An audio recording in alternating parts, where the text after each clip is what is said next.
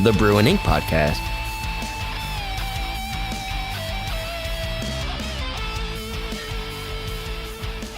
All right, and welcome everyone back to another Brew and Ink podcast. We have a guest with us today. It is Sharon Hinck, and we are happy to have her back on the show. She's got another book to share with us, and boy, is it a good one, guys. I couldn't put it down.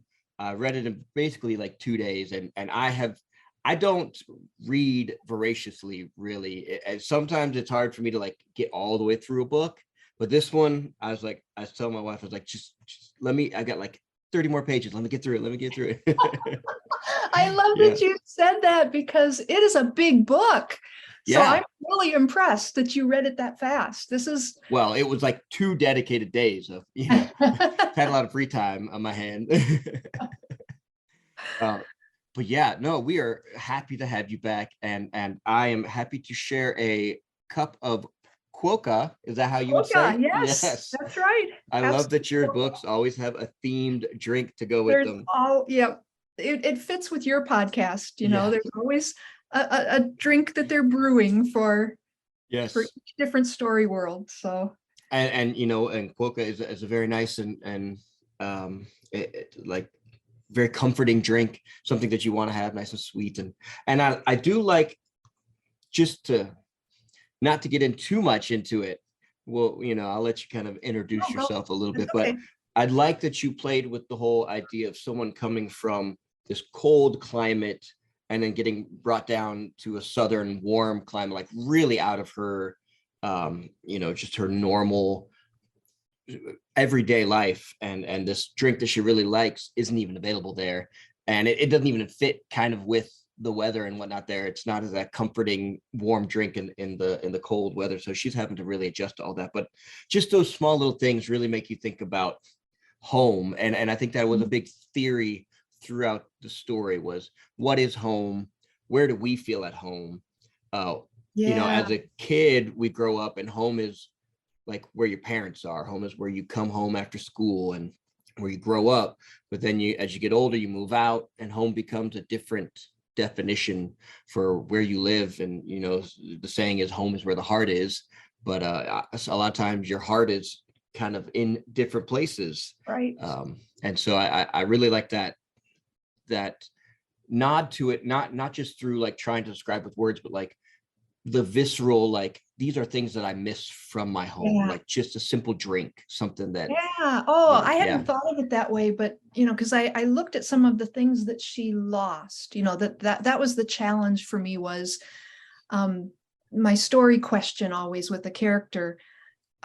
As I start a novel, my story question for her was, what does a person do when they find themselves in a place they didn't expect, not by their choice, when they're thrown into an experience, a life situation, a move, a different job, whatever, that they didn't choose. They did not choose this change. They did not select this adventure.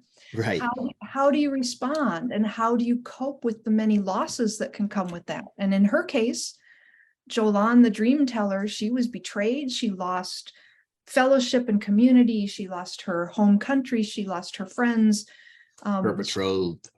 Yes, and could have come very close to losing her faith, because it was such a confusing experience.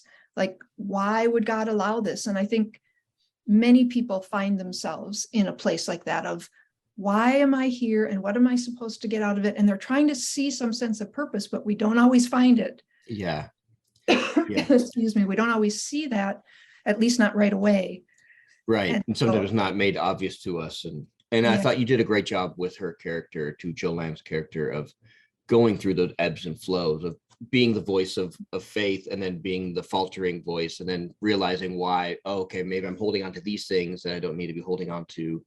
I'm kind of coming full circle. So the book is called Dream of Kings.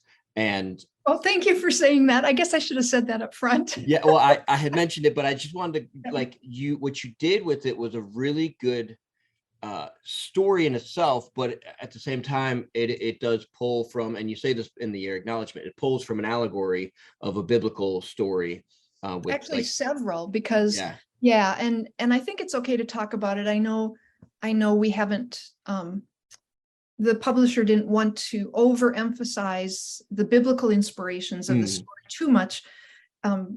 Felt that it might be kind of a spoiler, but the story diverges so much from It really does. the core story that I don't think it matters. But clearly, people who are familiar with the Old Testament know that there was somebody betrayed and sold to an enemy country who could tell people what their dreams meant. So that it clearly borrows from that. That's a jumping off point for Jolan's story. But there's also hints of Daniel and Esther and, you know, other biblical stories of people put in these situations and how, you know, what do they wrestle with? And so. Yeah, and I thought you did a great job of layering kind of those archetypal structures in there, but the story itself it goes all over the place. Yeah, it's totally so many places I didn't expect. I remember the moment when Jolan is meeting the king of Sabor and looks over and sees his bondsman standing in the corner. Yes. And we looked at each other and I went, oh no. I knew what was my gonna characters happen. just made eyes at each other. Oh yes, no. yes. And that was not my intention at all. But that raised a lot of good questions for me because I thought about Joseph's journey in scripture and how did he feel serving an enemy king, an enemy pharaoh, and marrying into that culture. And I mean, there's so many interesting questions that rose for me that deepened my understanding of some of the biblical stories. But mostly it was fun. There's intrigue, there's poison, there's spies, there's, you know, just all kinds of adventure. And it all centers around Jolan and her ability to be this dream teller. So what she's able to do is she's and I like how she has to always kind of repeat it to other people that aren't dream tellers, but she's like, no, I can't read your mind. I'm not reading your mind. But she's able to, when someone kind of asks her, or if she kind of reaches out, she's able to intuit and see these visions of the dreams that they've had. Usually which people in that world don't remember their dreams. They wake up unsettled. They know maybe a flash of something, but they have to go to a dream teller to find out, what did I dream? Yeah. Which is where I borrowed more from the story of Daniel. Yeah. I thought that was, you know, I mean, it's one thing for a king to say, interpret my dream for me, but to say, I don't remember what I dreamed. What did I dream? And what does it mean? Yeah.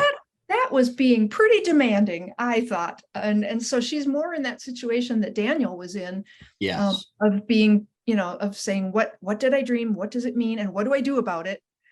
And then has to navigate all of that. And just so many, I just love so many of the characters. And some of the characters are very hard to pin down, like Queen Lily Erlan. You're not sure.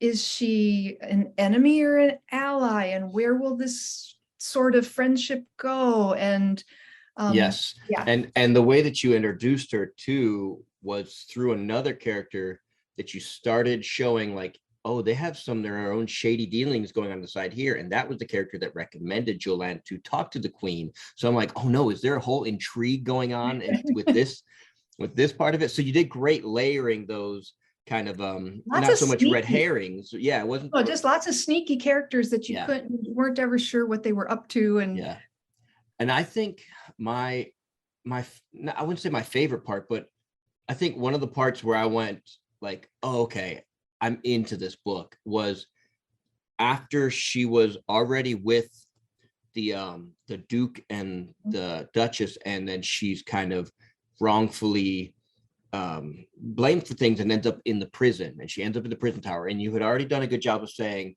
you know, as they're walking in, he's like, you don't want to end up there. It's like, oh, right, lots of foreshadowing.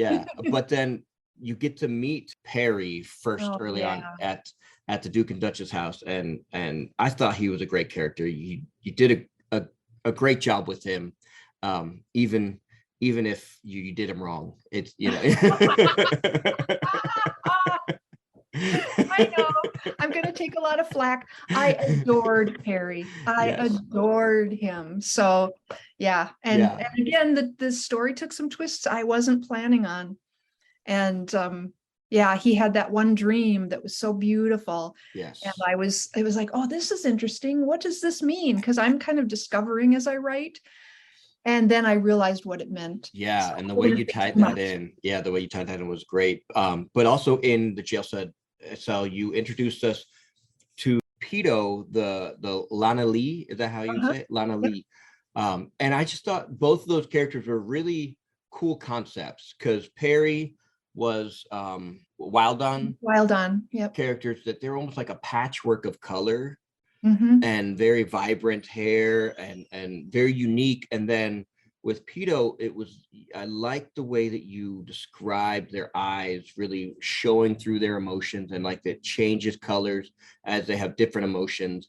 And you described them as bird-like, and that just it it painted a great mental image for me. Like I could see it, and I liked you went Good. back to it. You played with, she was able to really pick up on what these creatures were thinking or feeling just by the colors of their eyes. And did you have any like real world inspiration for those characters, or was that just all fun I don't, imagination? yeah, I stumbled across them in the story as I was writing. It Yeah. was like, here's this character, and oh, I guess I got to describe what the character looks like. And that's what I saw. I don't know. I don't know. And My, that's my how brain it is a very happens. strange and imaginative place.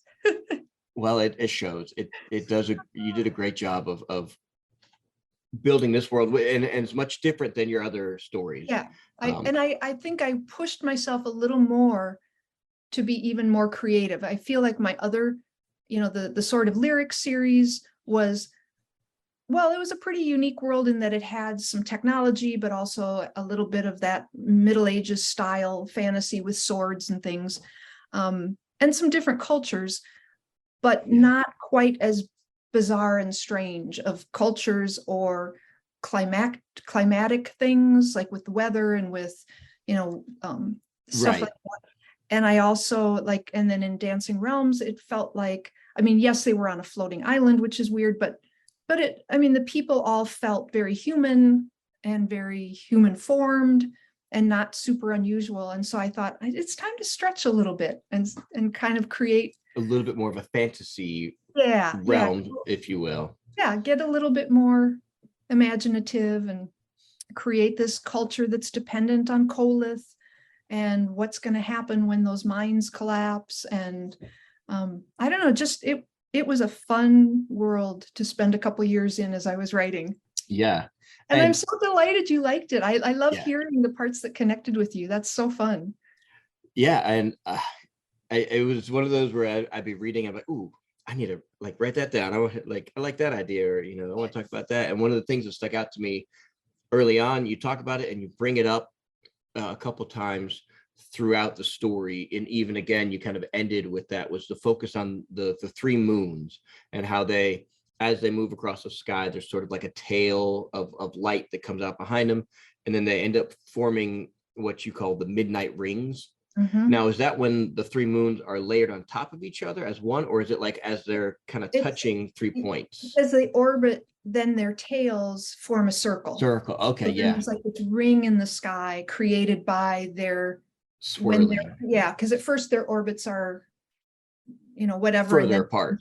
yeah, and then it creates that. So yeah, that's always fun too, is playing with what's happening. I know in sort of lyric series it was gray overcast sky, no one ever saw the sun. And then Right. I had to challenge myself of, well, then what kind of science did they develop? They wouldn't have a sundial, they wouldn't have, how do they measure time differently, how do they, so everything you create as far as sun and moon and planets and how it all works affects the culture and affects how things have developed. And so that was fun too. And I got more into the geopolitics than I had planned to. It got very complicated about Yeah.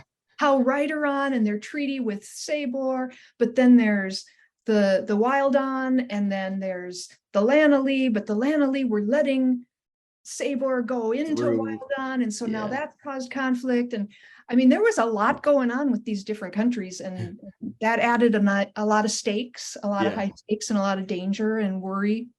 Yeah, I feel like you were kind of, as a writer, you're probably more like Joanne, and you're like, I'm not into all this intrigue and all the back, and then next thing you know, you're like, I'm having to write this all. She Yeah, got thrown into I'm the midst stuck of in the it. middle of it. I Yeah. know. I have to say, I think one of my favorite scenes was the ball, the grand ball, Oh yeah.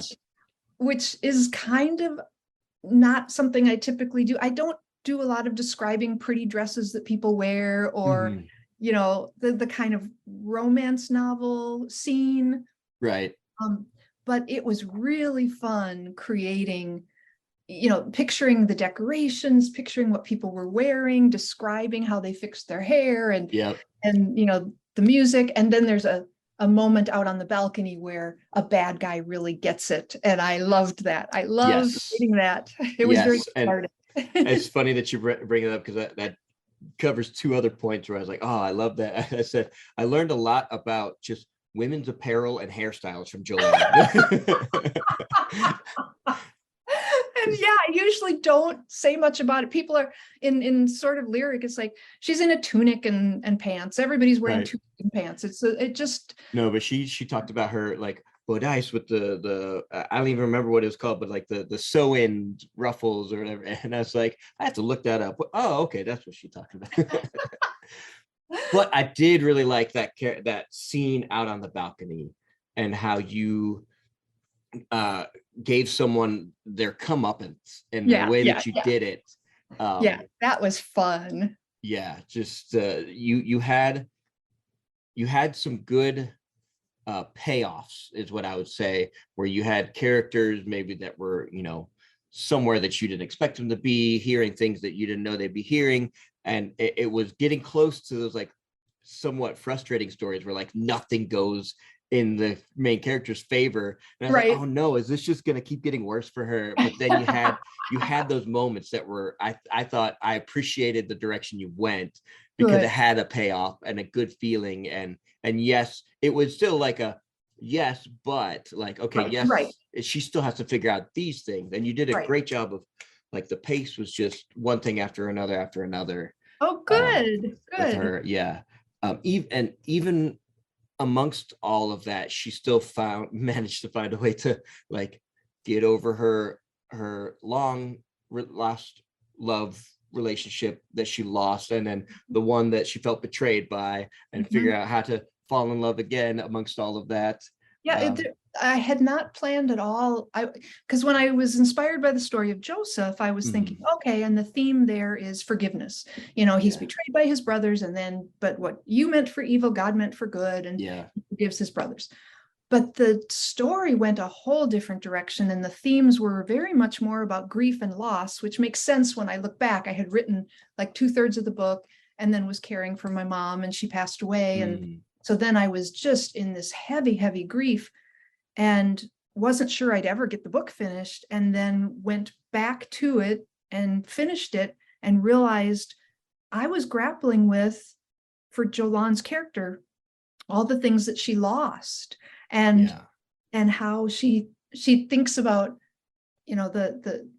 it's right at the beginning where you find out that she's a widow, and so she's got that loss, and then all the other losses that happen throughout the book, and she thinks of them as books in her little mental library that she pulls out and flips through, but they just cause her such pain. All this, here's another one of loss, and here's another book of loss, and then that gradually transforms throughout the story, and that was very cathartic for me to be dealing with that theme as I was finishing the book, and I was amazed at what came out.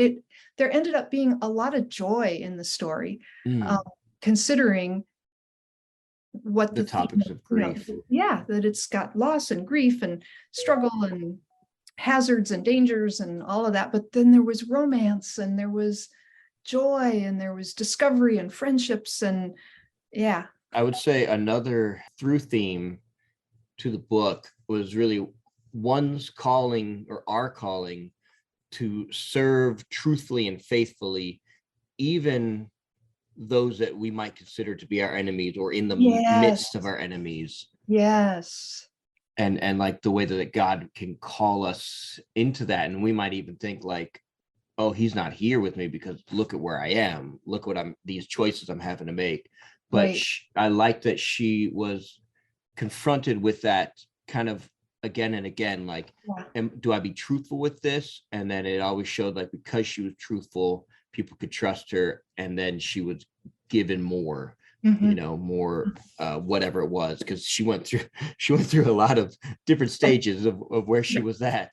That struggle too of how do I respond to this? How do I respond to that? I think a lot of us deal with that in our day-to-day lives. I mean, not on an epic scale like her adventure, but we struggle with, how am I supposed to respond to this specific thing? And we feel these moral dilemmas, and we're wanting to serve our provider, our creator, and not always sure of how to. And and she ran into the thought a lot of, if I help this guy, is it actually going to be worse for my own, not just her, but her people, and other innocents? Yep. So it just, I keep coming back in my own faith walk that God really desires relationship with us. And so instead of it being like 10 steps of this is how you are supposed to live, and with subheadings and clear instructions with no ambiguity, he wants us to be turning to him throughout every day with all these dilemmas we face, because then we're always communicating with him, we're in relationship, we're listening, we're trying to follow. And I think that shows the depth of his love for us, is that he really wants an interactive relationship with us. And you inserted some good characters in there too. Kamor, is that how you would say it? Kamor. Kamor and Perry both ended up being very good, solid characters for her in her faith, by kind of always pulling her back to, hey, you're here because this is his will, or and I like the names that you gave, the provider or the creator, and Perry would say, this this is where you're supposed to be, you're in his will, or whatever. And then they would always bring her back to that realization of her faith, and what was it really predicated on? Was it predicated on her situation and the things that she had at her disposal, or was it predicated on the opportunities that she was given and how she responded to those? And was it helping or hurting? Like, was she lashing out in anger or wanting retribution, or was she willing to forgive? And those sort of, I just liked how you put in those sort of characters that were sort of her rock to go back on, that, or even challenged her own level of faith. I think they kind of pushed against each other in good ways, some of those characters, and their different understandings of faith, and asking each other hard questions sometimes. And then I wanted to hit this one quote that you had towards the end, and obviously it's a very climactic moment, but I really liked how you just worded it, and it starts with something, but I don't really want to say the beginning of the phrase because it gives away too much. But then she says, we're like sky ribbons that weave together. Every dark night grows brighter when I'm with you. And then he responds, in the circle of the creator's unending love. And in that moment, it was, for what you were talking about between those characters, it was powerful, but then also just like that whole thought of like, in the circle of the creator's unending love. I don't know, it spoke to me. It was, it was nice. It made me kind of stop and think like, this is good. Like, it all is supposed to be encompassed within that circle of the creator's unending love. And I think that unending part is what we tend to forget sometimes. Sometimes we think, oh, it's conditional, based on my choices, my behaviors, or whatever. But now that's what I really pray, is that people will find, I mean, I pray that they'll just have a blast reading the adventure and love the characters like I did, but that also they'll feel encouraged and Yeah. Inspired. I was inspired by Perry, his example. I was inspired by Jolan and the choices that she made that were hard choices. Yeah. And then I was inspired by watching how God had purpose in things, not always easy, not always clear to a human mind, but there was enough hint of what he was up to. Just like in the story of Joseph, there's that sense of, okay, there was a purpose here that none of us could see at the time. And it helps make sense of things that hurt in our lives. The other quote that you had from there, which was really good because it was talking about her ability to read dreams, and people just kind of like, a lot of the characters thought, oh, you're just mind reading, or, oh, you just, can pull it out whenever you need to. And first off, like, I like that you talked about not everyone has dreams. Like, some people dream, and some people's dreams, are more important than others. Like you said, oh, the king is having these dreams because he's in a position that he can do something about it. But not everyone has dreams. Not everyone remembers their dreams, but our dreams usually are trying to tell us something, or some sort of communication, I believe, from, and as I, from reading your story, you believe as well, from the creator, from a higher power that wants to sort of help guide us. And there are those that can interpret those sorts of just through intuition or reading the word. Usually the spirit will lead and reveal something. But in your book, you quoted Jolan as saying, dreams are a gift, and we can't demand them when we wish, but simply welcome them when they are given. And I felt like that is a lot of how we deal with prayers too. Like, the answers to prayers are not always the answers that we're asking for or looking for, but a lot of times the answer is a gift that's given to us, and are to be welcomed when given. But even with dreams too, like, yep. I don't dream every night.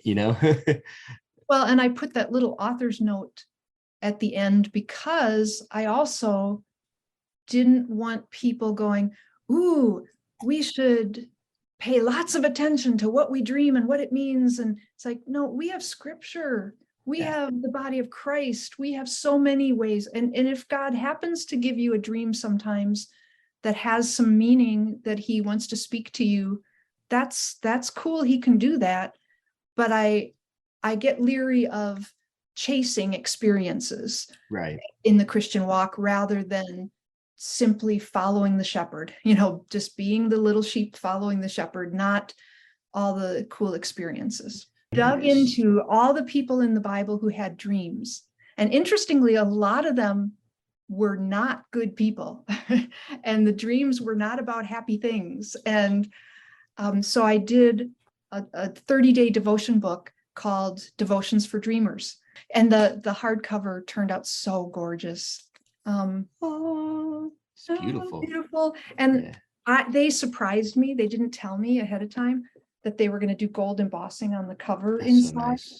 So nice. So I like that, because when I read hardcovers, I like to take the flap off while I'm reading it, so it doesn't get destroyed. But then it's always nice to have a decorative, really pretty cover. It turned out really good, and it's not a series, so it's just a standalone. So people who don't want to commit to, if I don't totally love it, I'll have to 5 more books or whatever to find out what happens. No, it's all in one book, and I think it turned out pretty good. Yeah.